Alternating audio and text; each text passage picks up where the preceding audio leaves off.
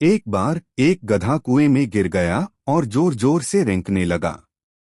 उसका मालिक जो एक किसान था कुएं के किनारे खड़ा होकर उसे बचाने के उपाय सोचने लगा।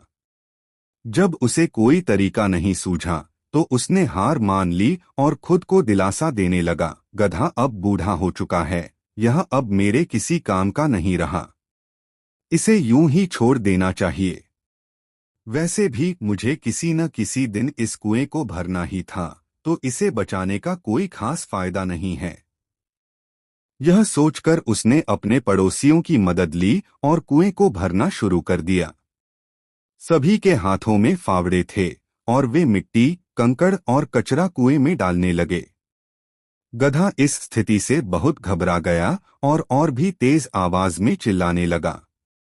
लेकिन कुछ ही देर बाद वह अचानक शांत हो गया। जब किसान ने कुएं में झांका तो यह देखकर हैरान रह गया कि जब भी गधे के ऊपर मिट्टी और कचरा गिरता वह उसे झटकर नीचे गिरा देता और उस पर खड़ा हो जाता।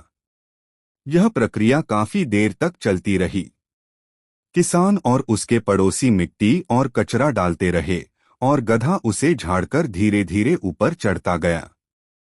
आखिरकार वह कुएं के किनारे तक पहुंच गया और बाहर निकल आया। यह देख किसान और उसके पड़ोसी दंग रह गए। वे गधे से भी ज्यादा हैरान थे क्योंकि उन्होंने ऐसा परिणाम कभी सोचा भी नहीं था।